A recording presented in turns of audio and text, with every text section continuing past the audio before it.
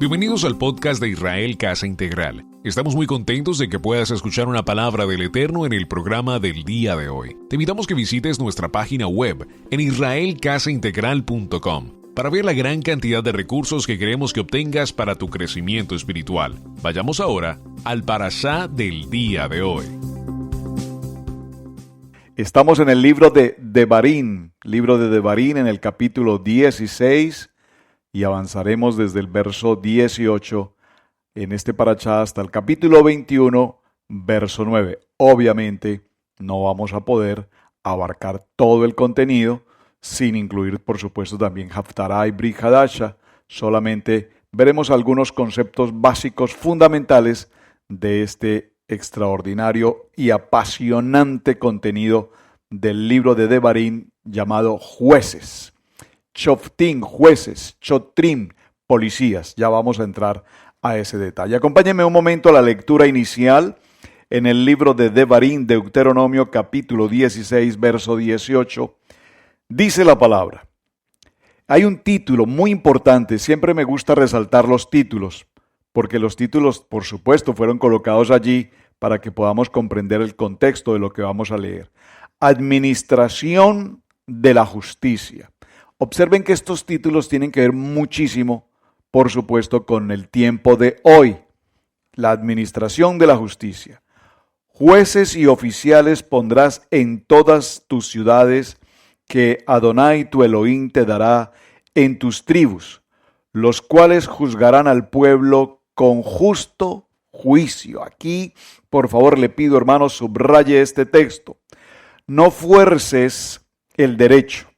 No hagas acepción de personas, ni tomes soborno, porque el soborno ciega los ojos de los sabios. Mire, hermano, esta frase, ¿a usted le gusta postear una frase? Le pido, esta frase postéela, porque definitivamente es extraordinaria.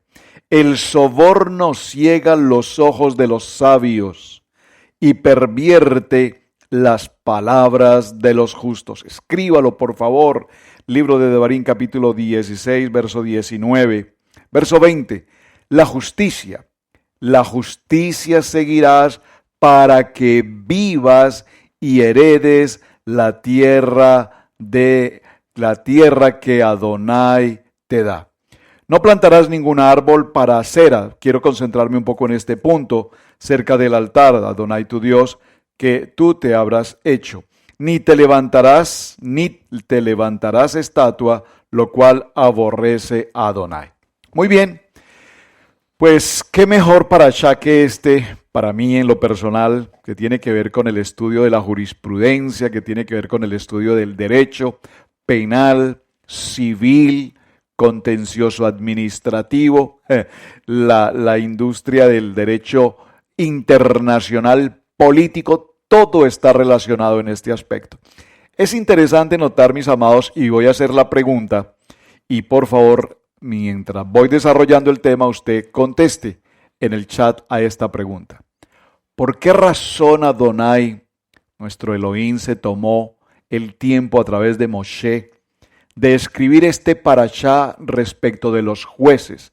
¿Por qué era importante que el pueblo, las naciones, hasta nuestros días, tengamos jueces? ¿Cuál considera usted, mi hermano, que es la razón para que este parashá Shoftim nos hable fundamentalmente de este aspecto? Mientras usted escribe la respuesta, yo les invito para que me acompañen por un momento, les voy a dar un minuto para su respuesta, para que me acompañen por un momento al libro de El Pacto Renovado, el Brit Hadasha o Nuevo Testamento, como le conocemos, que realmente se dice Pacto Renovado. Y vamos un momento, por favor, al Evangelio de Mateo, a uno de los escritores del Evangelio, mejor, porque no tenemos 4 evangelios, como usualmente se dice. Tenemos un evangelio escrito por 4 evangelistas, Mateo, Marcos, Lucas, Juan, y por supuesto muchos otros escritores como los profetas y demás.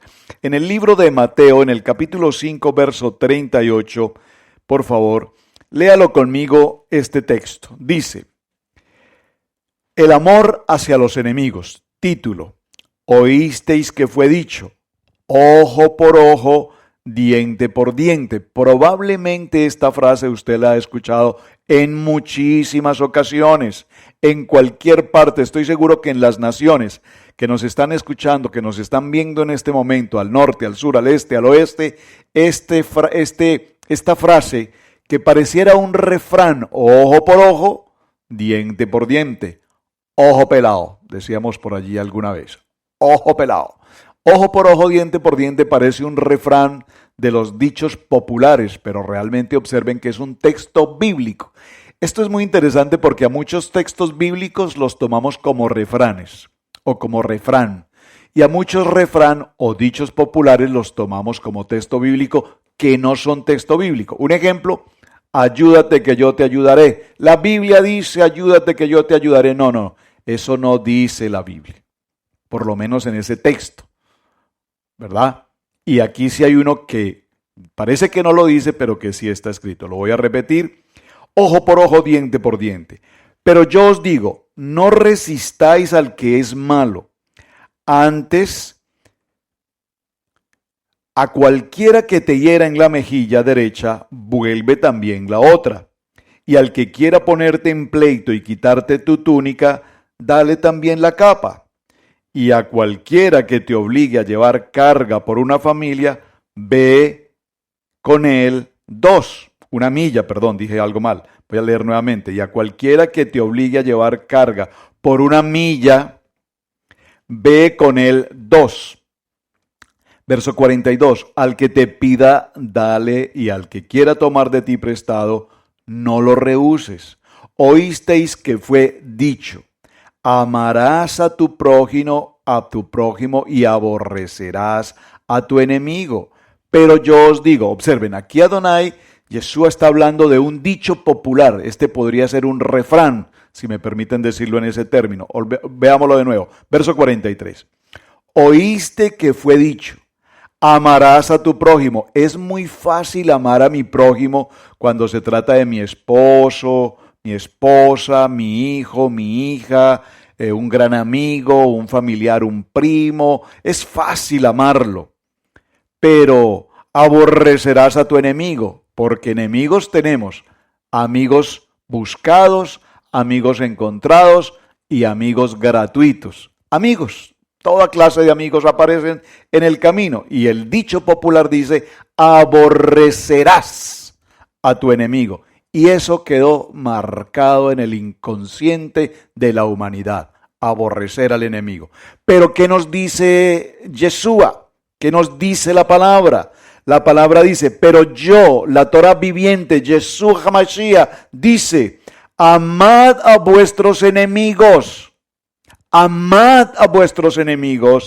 bendecid a los que te maldicen, haced bien a los que os aborrecen y orad por los que os ultrajan y os persiguen, para que seáis hijos de vuestro Padre Adonai, que está en los cielos, que hace salir su sol sobre malos y buenos, y que hace llover sobre justos e injustos.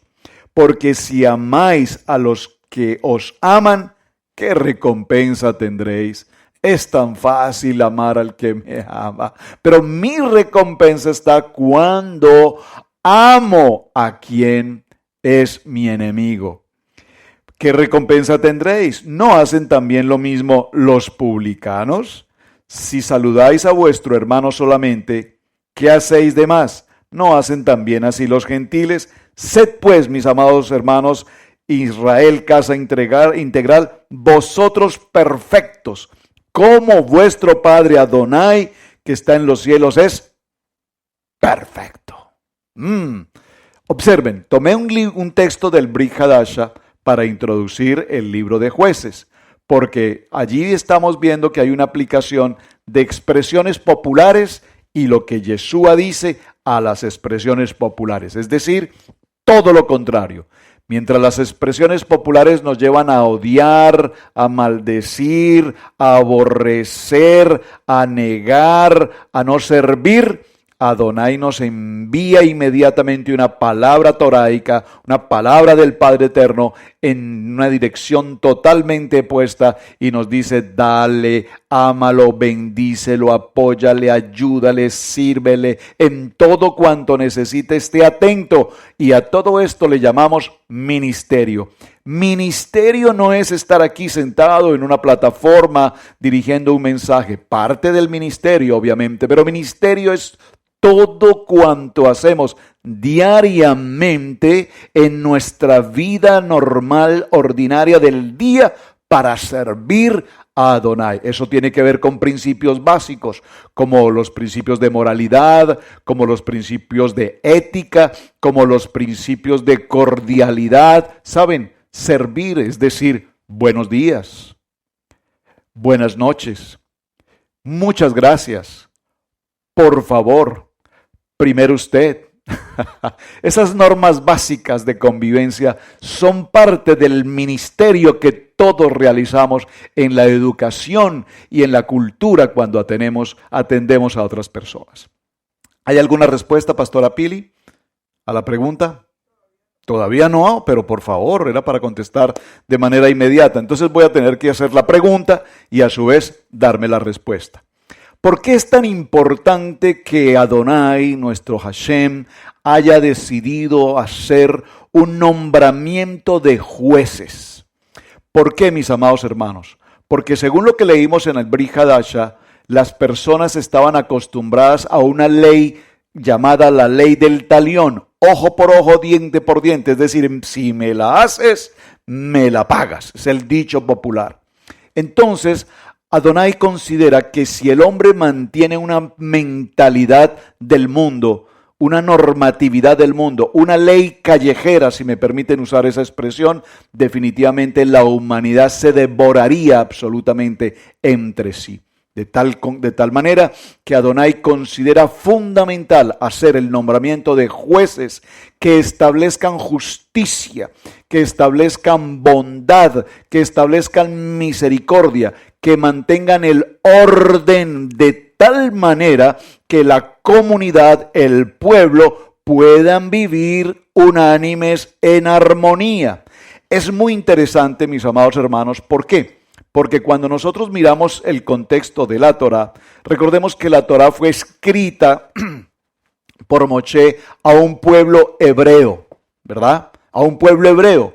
Pero el pueblo hebreo tiene una mentalidad hebrea, y por ser un pueblo hebreo con mentalidad hebrea, que habla hebreo y que vienen de una generación de patriarcas a través de Abraham, de Isaac y de Jacob, pues todo este grupo de hombres tienen consigo esa Torá viva, viviente, y la viven, y su fundamento de vida está centrado en la Torá. Pero en el caso particular nuestro, las tribus esparcidas por las naciones, mis amados Mishpajá, toda esta familia esparcida por las naciones, hemos caminado y nos hemos, comillas, helenizado, viviendo según la cultura de cada nación, según la cultura de cada región. Vivimos en la zona occidente, y en la zona occidente hemos aprendido a vivir en las leyes, repito, de cada nación, pero particularmente hemos aprendido a sobrevivir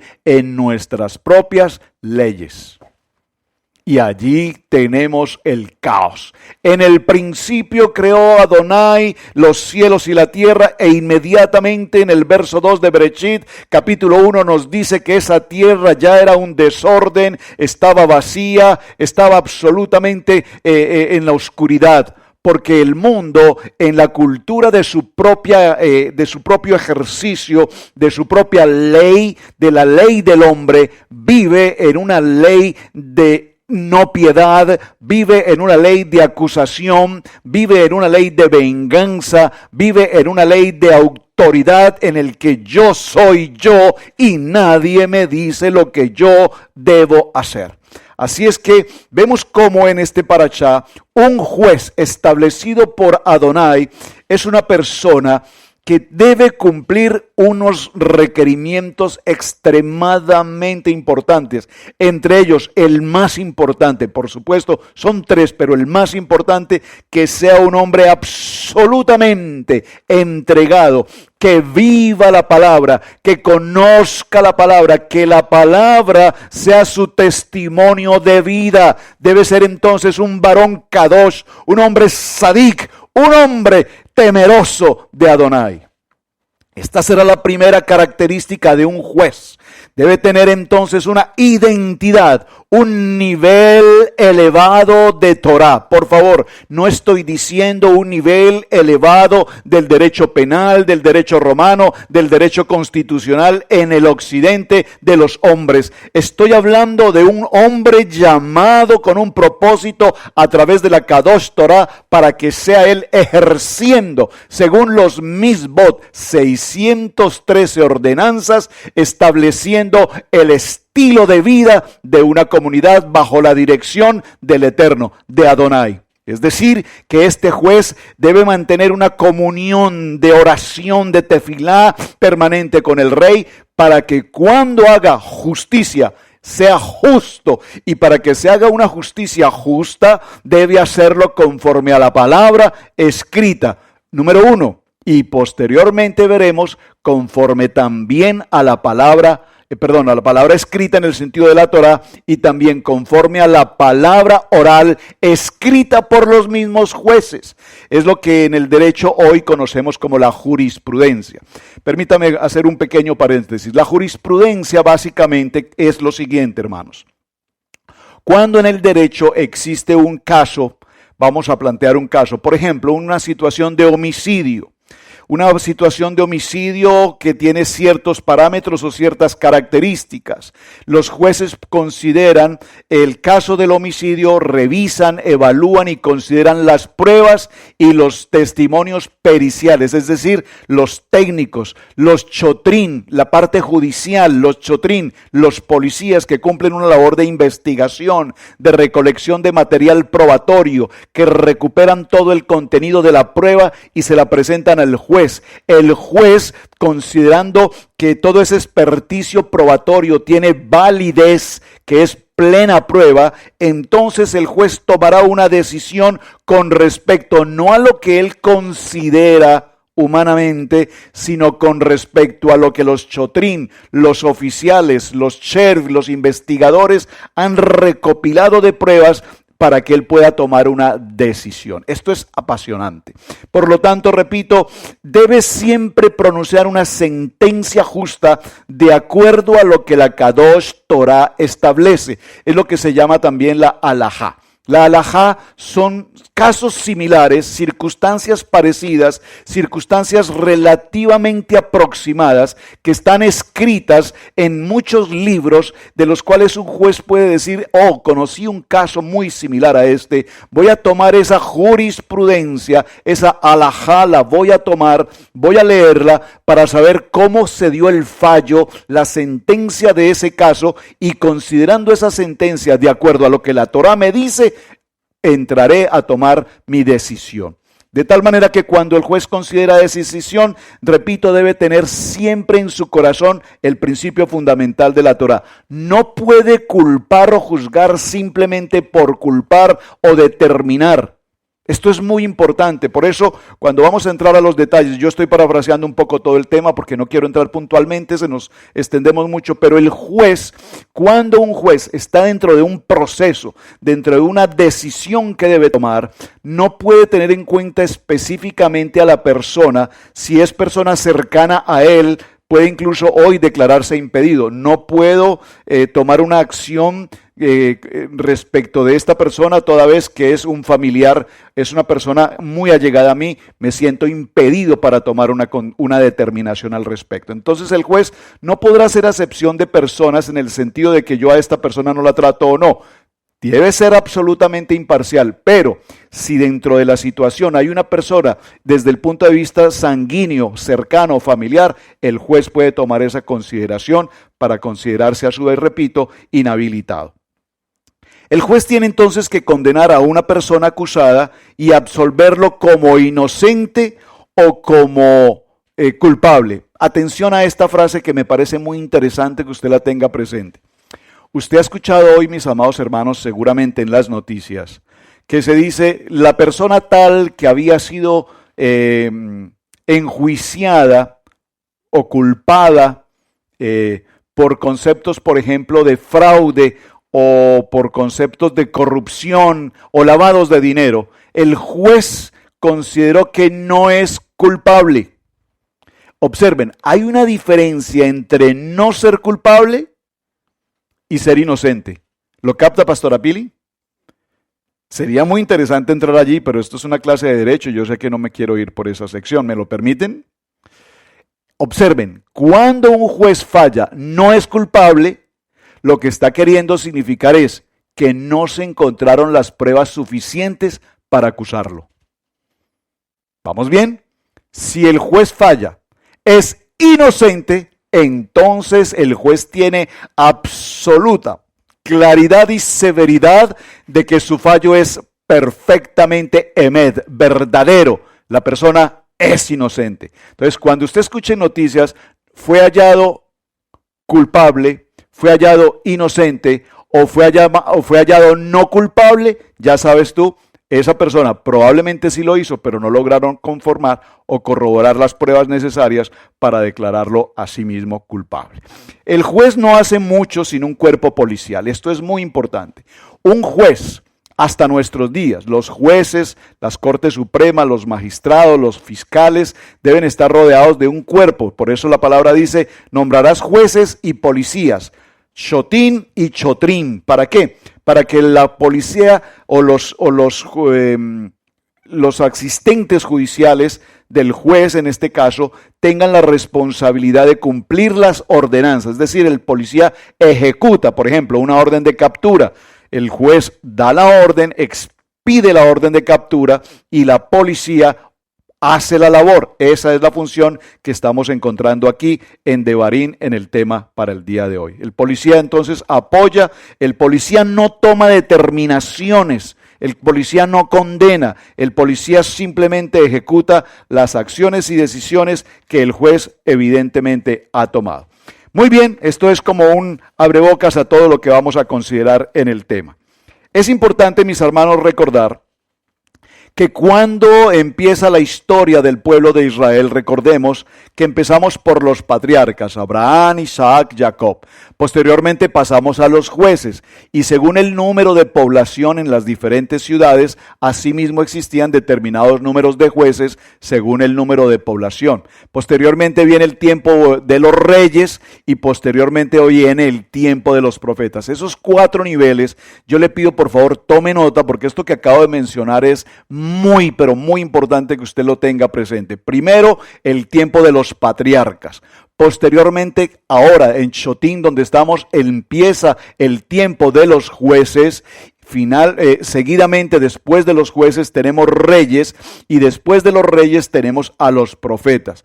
Esta es la orden que el Eterno ha entregado, que los jueces puedan cumplir con la condición de emitir justicia y que los jueces puedan tener y hacer cumplir la Kadosh Torah. Es muy interesante este punto, hermanos, y perdónenme que yo parafraseé ciertas cosas.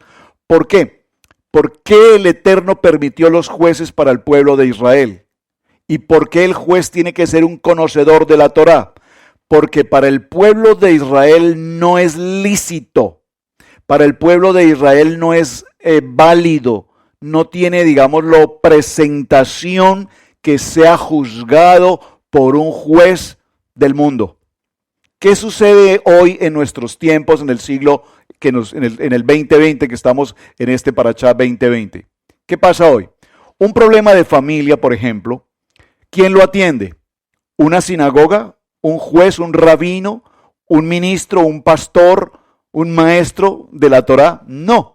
Hoy estamos frente a una situación de familia en el que un divorcio se va a una corte de familia. Quienes juzgan el caso en las cortes de familia son jueces de familia que conocen el derecho de familia, pero que no conocen la Kadosh Torah.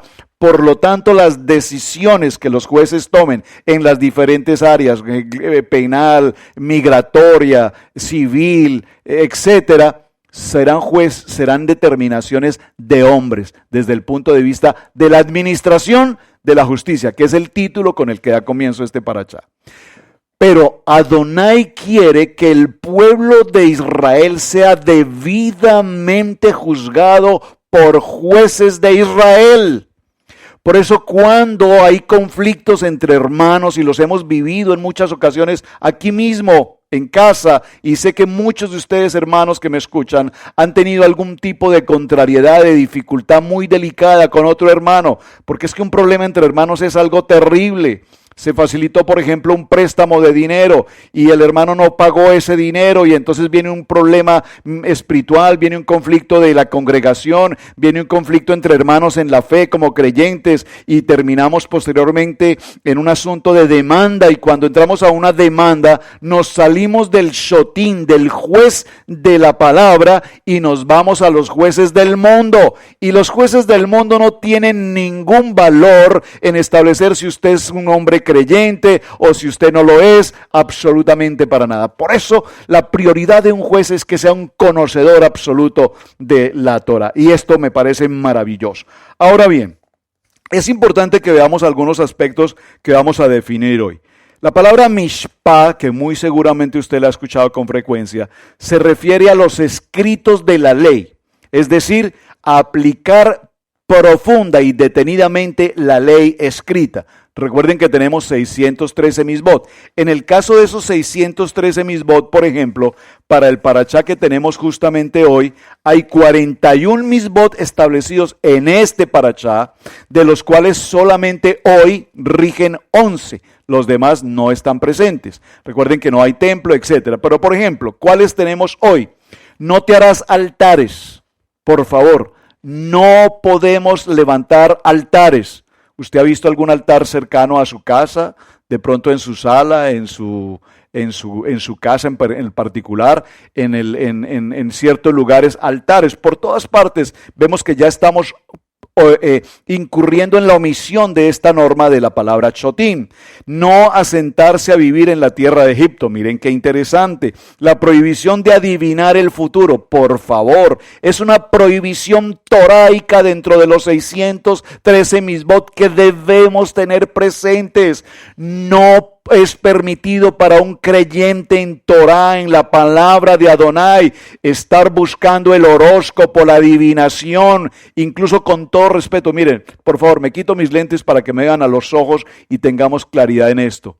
Hoy existen los estudios de Kabbalah, y los estudios de Kabbalah se han convertido en un sistema de adivinación de futuro. Esto es absolutamente prohibido en la Torah. Por lo tanto, cuando usted está incursionando en páginas en internet buscando conceptos cabalísticos o llevando estudios de Kabbalah, debes tener presente que estos estudios se han vinculado con conceptos de adivinación de la buena suerte, del futuro, del horóscopo, de todo este tipo de cosas. Absolutamente es un tema prohibido por la Kadosh Torah. Entre otros, no hacer ningún tipo de acto de brujería, por favor. ¿Cuántos de ustedes, algunos todavía hoy portan en sus billeteras el billete de $1 doblado para la buena suerte? Por decir algo, no conozco otra cosa, pero seguro hay miles de cosas que todavía hoy hacemos o parecerán inofensivas, pero todo el mundo las hace y a mí me parece normal. No, un juez establece dentro del estudio de la Torah cuáles son esas prohibiciones que un creyente no puede cumplir. Y estoy mencionando algunas porque, repito, si estamos en esa condición, entonces, ¿quién hace justicia? ¿El juez terrenal hace justicia? Pues tenemos a Hashem. Por favor, dígalo conmigo, dígalo conmigo en este momento. Tenemos a Hashem Tsikenu, Hashem Tsikenu, que es Adonai nuestra justicia, y Adonai Tsikenu, Hashem Tsikenu, nuestra justicia. Por favor, dígalo conmigo, Él te ve. Él te ve. Y si Él te ve, Él sabe en cuáles de estas normatividades en los misbot estamos infringiendo. Hablamos lo que no tenemos que hablar, decimos lo que no tenemos que decir, prometemos cosas que sabemos de antemano que no vamos a cumplir, oímos cosas que no tenemos por qué escuchar, vemos cosas que no tenemos por qué ver, ingerimos alimentos que sabemos por la Kadosh Torah, que son prohibidas, que no son Kadosh, que no son kosher, que no son permitidas en la palabra, pero sin embargo, pues, pero ¿qué hay de malo? Pues es solo una pasadita, es solo una probadita, es solo una vez. ¿Qué hay de malo? Una sola vez. Pues bien, de esto se trata para Chachotín. ¿Y por qué entonces es importante que el Eterno hubiese dejado establecidos los jueces? Porque si no tuviéramos jueces en Torah, cada uno de nosotros haríamos lo que a cada quien le parece, como le parece, cuando le parece, donde le parece, y lo demás sin cuidado, por no decirlo de otra manera. No correr límites de su propiedad, no hacer valer el testimonio, no hacer valer un testimonio cuando hay un solo testigo. Es muy importante, tenemos que hablar de los dos testigos. Entonces, los jueces y policías podrán desarrollar una actividad común y ejecutar leyes a partir del sector probatorio. Miren, hermanos, se hace necesario la prueba. Ayer en el Parashá en Familia compartí por un momento el tema de la mujer adúltera. Esta mujer fue sorprendida en el acto del adulterio. Los fariseos, los publicanos, los religiosos, las autoridades religiosas vinieron ante Yeshua, trajeron a la mujer y le preguntaron, el libro de Moshe, la Torá, dice que a una mujer en esta condición debemos apedrearla hasta que muera, hay que lapidarla. ¿Qué dices tú, Yeshua? Y lo prueban ahora a él para saber si él, como un juez, va a estar a favor de la Torá o va a estar en contra de la Torá. Esto es muy interesante. Esa porción de la palabra es maravillosa para lo que estamos tratando en el tema de Chotín. ¿Por qué? Porque además aquí vemos un evento extraordinario. Además ahora vemos que Yeshua simplemente dobla su rodilla y escribe en tierra. Y cuando escribe en tierra vemos como cada uno de aquellos religiosos conocedores de la ley, de los misbot, de lo que un juez debe conocer, ellos se dieron cuenta que realmente lo que él escribía allí en tierra era como cada uno de ellos tenía consigo también el pecado. Por lo tanto, los que iban a levantar aquella piedra escucharon esa voz que dijo: quien esté libre de pecado lance la primera piedra. Y desde los más jóvenes hasta los ancianos empezaron cada quien a salir para su casa, cada quien a buscar su camino, porque ninguno estaba exento de una condición de pecado. Es decir, que todos habían sido violadores de los misbot, y Yeshua lo sabía porque él te ve, y como él te ve, él sabía a cada quien de los que estaba allí en qué condición estaba su corazón. Mujer, ¿dónde están los que te acusan? ¿Dónde están los shotim que te acusaron? ¿Dónde están los chotrín que investigaron tu caso? Ninguno está, porque todos estaban en una posición de pecado. Pues ni yo te puedo juzgar, yo no te puedo acusar, porque yo soy Hashem Sikenu, la justicia divina, y en mi justicia divina lo único que tengo para ti es amor, y lo único que tengo para ti es misericordia, y lo único que tengo para darte es bondad. Por lo tanto, mujer, vete y no peques más. Dilo más fuerte, pastora Pili. Vete y no peques más. Muy bien, excelente. Entonces, avancemos un poquito más en nuestro tema.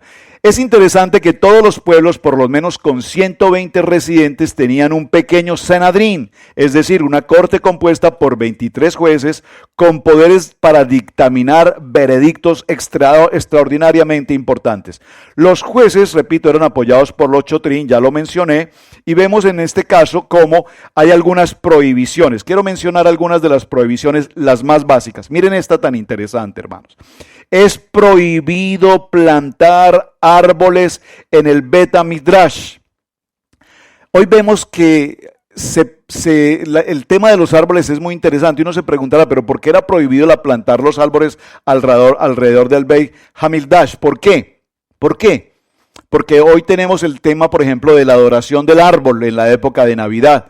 Las personas traen un árbol, lo colocan en su casa y celebran el tiempo de Navidad con miles de decoraciones, etcétera, etcétera, etcétera, etcétera. Vayan a uno de los módulos, Pastora Pili, no sé cuál es el módulo, pero allí está explicado todo el contexto de lo que es celebración de fiestas paganas, gracias, y todo lo que esto representa. Y creo que es un buen tiempo para mencionarlo porque estamos en el mes de Elul, entramos hace 2 días al mes de Elul y este es el mes de Teshuvah, es el mes de arrepentimiento y nos preparamos para Yom Teruah y estamos entrando a Yom Kippur y pasamos a la celebración de Sukkot. Por lo tanto es muy importante, justo este parashá tiene que entrar en esta misma fecha, todos los años. Entonces, los idólatras solían plantar árboles sagrados llamados, atención, Aserot, a la entrada de los templos. Podemos encontrar un ejemplo de esto en el libro de Shotim, en el libro de Jueces, donde Adonai ordenó al juez Gidón que destruyeran el altar de Baal que tenía tu padre y corta la acera del árbol junto a él. Esto es en el libro de Jueces, en el capítulo 6, verso 25 y 40, y lo encontramos también en el segundo libro de Reyes, capítulo 18, verso 4. Léalo por favor en casa para que yo pueda ganar un poquito de tiempo. ¿Qué es lo que está diciendo Adonai? Da una orden. Corten, retiren los árboles de acera. Vamos a ver por qué razón pasa esto. A fin de disociarnos de la costumbre pagana de la idolatría. La Kadosh Torah prohíbe plantar cualquier árbol en las puertas del altar o su patio. Y dice, aunque nuestra única intención fuera la de destacar la belleza en el monte de este árbol, es necesario erradicarlo. ¿Por qué? Porque acera, el tipo de árbol que se coloca, es un tipo de árbol sin ramas. Vean qué interesante. Es un tipo de árbol seco. Es un tipo de árbol que se coloca inicialmente verde, pero que posteriormente se seca. ¿Le suena, le parece algo así como un pino o un arbolito de esos de Navidad que viene muy verde con olor a pino y posteriormente termina completamente seco? Pero lo más interesante es que acera realmente es conocida, acera, como madre de los dioses. Aquí madre de los dioses no estamos hablando de que haya dioses. Realmente aquí la traducción sería madre de los Elohim. Elohim, recordemos mis hermanos que la palabra Elohim puede significar Dios, Adonai, pero también puede significar líder. Entonces, madre de los líderes, de hombres que adquieren una condición de líder y se les da una categoría elevada como si fuera un Dios. Este nombre de Acera corresponde precisamente al nombre de Astoret o Estar y es una divinidad absolutamente pagana. Por lo tanto, nosotros hasta en esto debemos cuidarnos, saber qué tipo de cultivo, qué tipo de arbusto, qué tipo de árbol tenemos a nuestro alrededor.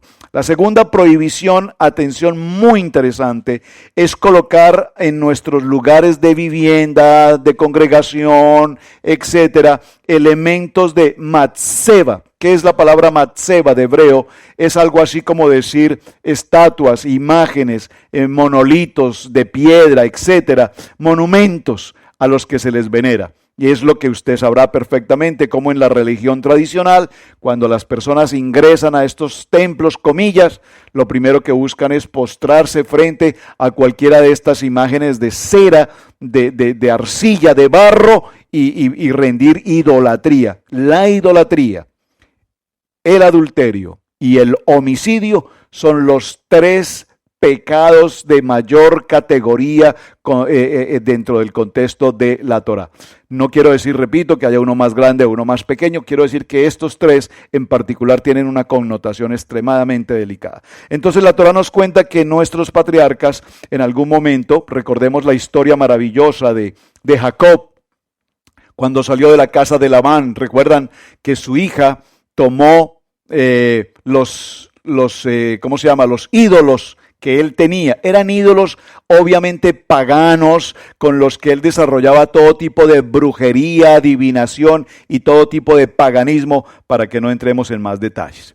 Entonces, dice la palabra que hay una prohibición a todo tipo de idolatría con estas imágenes.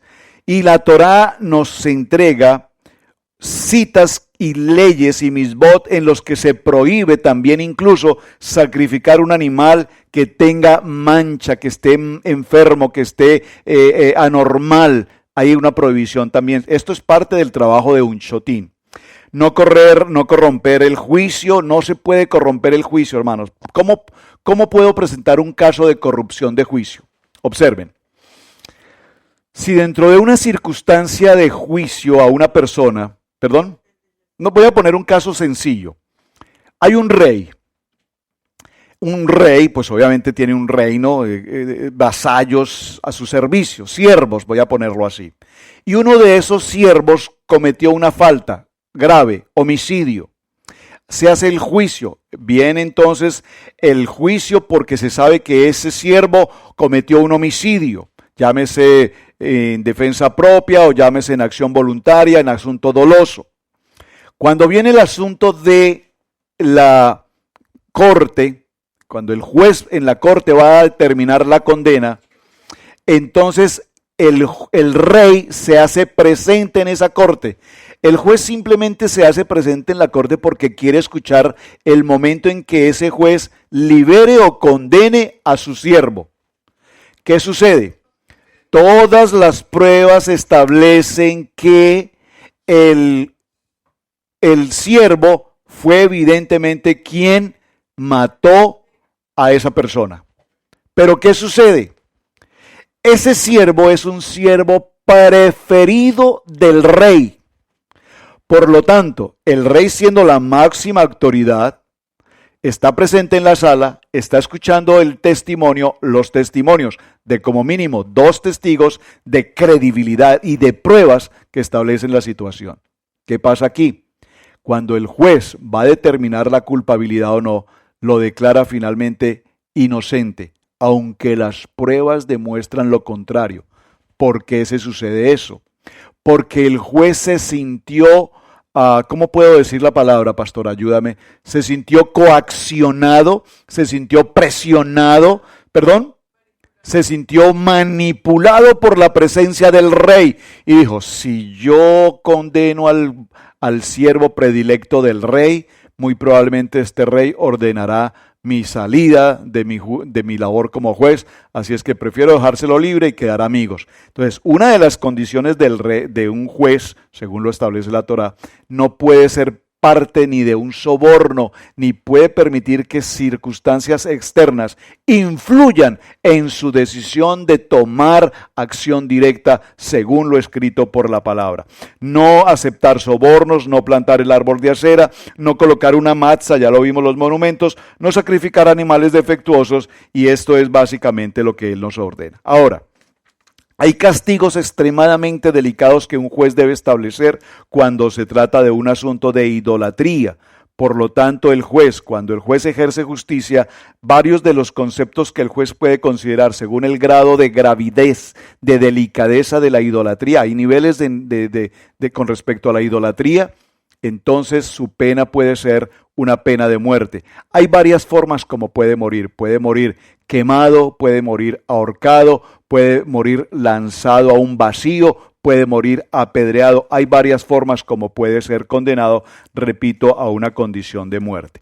En este orden de ideas, la Torá nos advierte que no podemos apartarnos de las ordenanzas establecidas en la Kadosh Torah y las cuales debemos asumir y entender. Usted sabe, hermano, cuando un juez, hablemoslo en los términos de hoy, cuando hoy un juez determina una condena, el juez es autónomo en establecer la condena, según el fundamento legal y, repito, según el valor probatorio. Pero por más que el juez tome a conciencia su condena o la considere lo más correcta posible, siempre habrá alguien que está absolutamente inconforme. Entonces, las personas más cercanas al condenado dirán, ese juez es injusto, ese juez se dejó sobornar, ese juez no obró legalmente, ese juez no obró dentro del contexto jurídico, ese juez lo vamos a demandar esa decisión, eso no es correcto porque esta persona es una persona íntegra. Y siempre habrá alguien inconforme. ¿Qué nos enseña la Torá? Cuando en Torá un juez entrega una condena, entonces todos sin excepción se someterán a la condena y aceptarán la decisión que el juez ha entregado. Este es el caso del rey David. Recordemos que David tenía esa característica de tomar decisiones con sabiduría, ¿recuerdan? Y cuando tomaba decisiones con sabiduría como juez, incluso él decía, si alguien debe pagar un dinero en una decisión de corte, él mismo en su corazón de hombre kadosh, de su propio dinero le correspondía a la persona para suplirle una necesidad. Estos son temas muy interesantes que encontramos aquí precisamente en el tema de Shotim. Ahora, veamos esto. Hay tres aspectos importantes dentro de la elección de un juez. Un juez no puede entrar en conceptos de riqueza.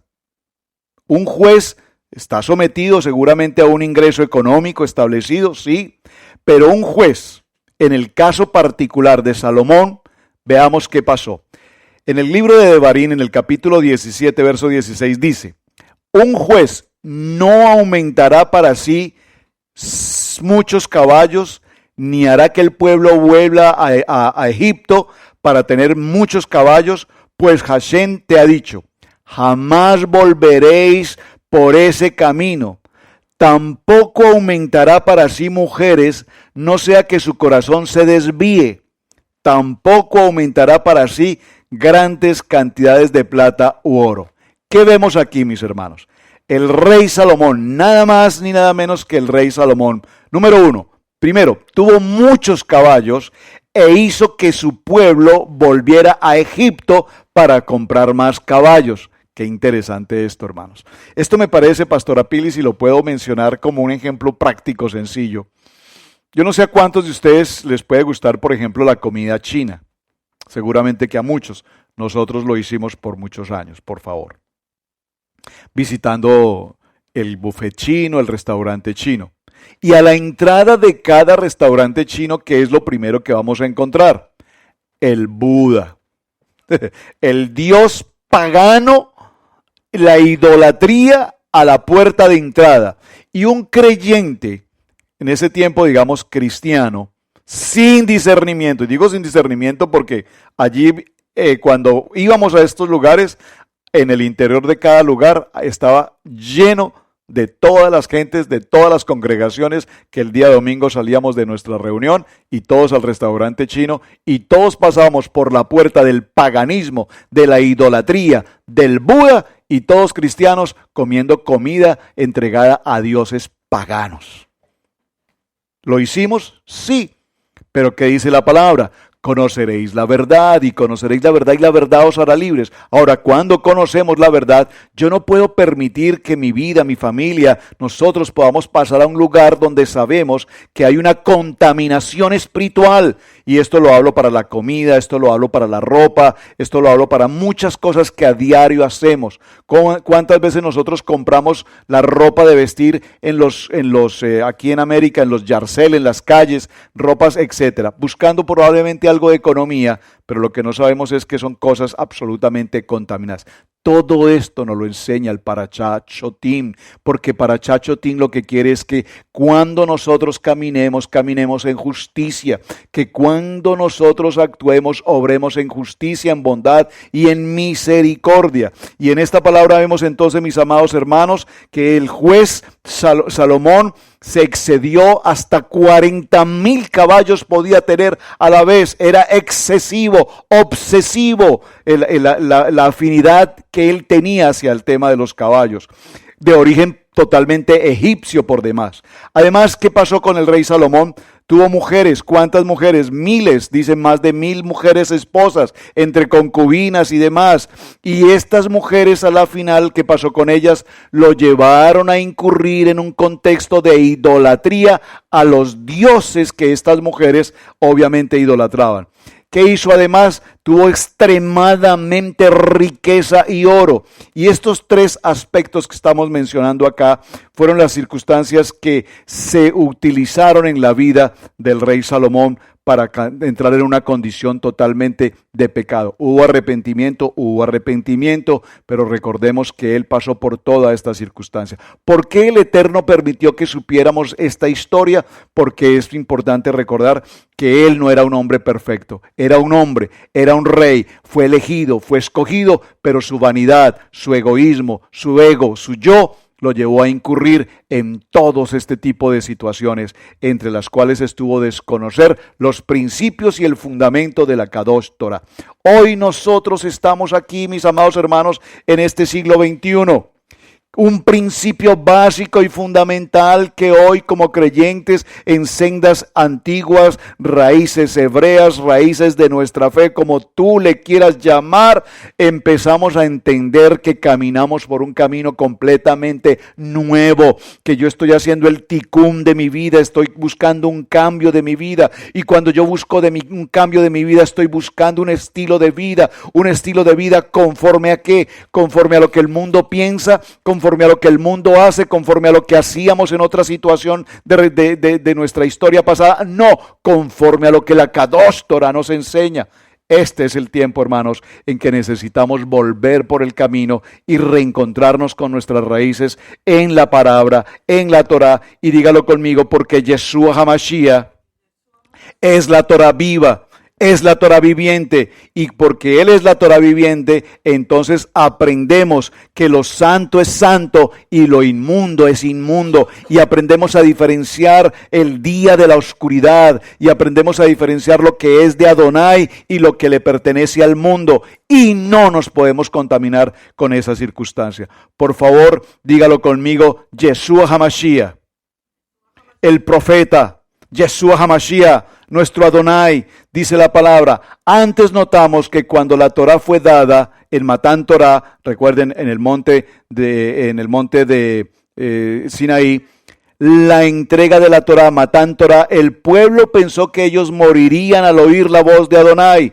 De acuerdo con sus palabras, el santo habló a Moshe, quien entonces reveló las palabras al pueblo y enseña que lo santo debe ser para Adonai. Y vemos en esta porción que el Eterno nos dice, quiero que se haga justicia y que sea una justicia justa, porque yo quiero que ustedes caminen en obediencia a mis mandatos. Dígalo conmigo, haremos y obedeceremos.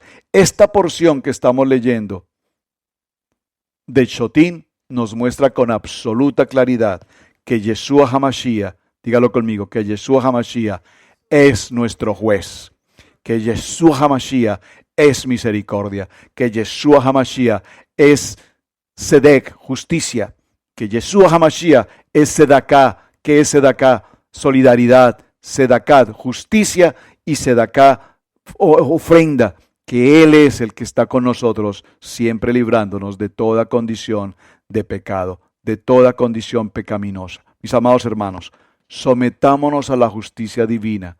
Mis amados hermanos, sometámonos a lo que el Eterno tiene hoy para con nosotros. En el nombre poderoso de Yeshua HaMashiach, este tema de Shotín, hermanos, sé que el tiempo no nos da para avanzar más, pero les voy a pedir un favor de manera muy especial. Por favor, hermanos, por favor, tómese el tiempo de leer toda la porción de Parashá. Evalúela y revísela verso por verso. No puede pasar usted esta semana sin que Shotín y Chotrín quede absolutamente claro y marcado en sus corazones, porque la justicia divina está con nosotros. En el nombre de Yeshua HaMashiach, Shabbat Shalom, mis amados. Gracias. Esperamos que el podcast del día de hoy haya sido de gran bendición para tu vida. Te invitamos que visites nuestra página web y nos dejes tu testimonio en nuestra esquina de testimonios. Son millones de personas las que son bendecidas por el ministerio que el Eterno ha puesto en Cherryville, Carolina del Norte. Déjeme recordarle que es un gran privilegio servir al Eterno. Shalom.